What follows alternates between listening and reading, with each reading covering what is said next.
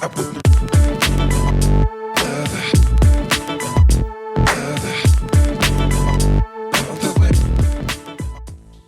can often really fall into the trap of beating ourselves up when we're not achieving all that we set out to do. One of the greatest skills that I've continued to learn and continue to acquire is patience. To recognize that when I'm doing something and it doesn't always work out the way I wanted to, it's far more useful for me to spend time on thinking how I'm going to achieve the thing or refocus the next day than it is on dwelling and pondering on why I didn't get it done. It doesn't take me anywhere, it doesn't get the goal done, and actually recycles the thoughts, so we're not really going to cleaning or clearing anything out. So one of the things I try and do is to accept. Oh, I guess it's something to acknowledge. I think it starts, acknowledge the fact that I'm not going to get the thing done I wanted to, or it's not happening.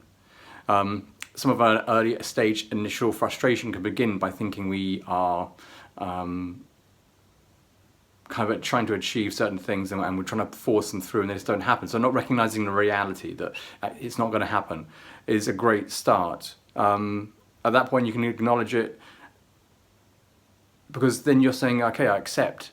I see it and I accept it. Far more useful than fighting it. It doesn't get to your goal otherwise. So I go through it, I accept it, I breathe in and say, okay, this hasn't worked out for whatever reason. I could choose to be frustrated, but I'm going to actually reprioritize. And what I do is with my tasks that I need to get done within the week, I look at the rest of my week and I start reallocating, and so rubbing things out, repenciling in new meetings, rescheduling what I need to, moving the workload around, and also eating into evening time as much as possible if I'm not already doing that, and saying, well, this is the counterpoint, you've not achieved those things here, but to achieve them, you need to dig into other parts of your week and other parts of your day. Recalibrate, readjust, and set a new task. And then when you come to reset the whole week and looking at the planning forward, look at where things went wrong or didn't work out. What can you learn from that? How can you improve next time? And that is probably the biggest part of resilience and resourcefulness.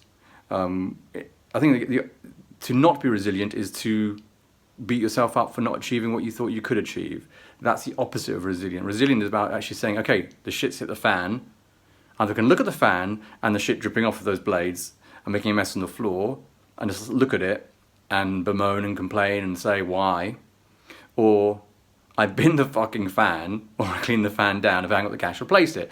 But I don't just do nothing. I take some action towards it so that I'm actually moving forward and not dwelling. And I wrote a post on Instagram recently about how negativity slows us down and positivity is light. It is when we hang on to too many things, too much weight is around us, we are kind of like carrying it with us. Once you remove that and drop the negativity, drop the negative thinking or the criticisms inside your head, you'll move faster and quicker because you're just not dwelling in that point, you're moving forward.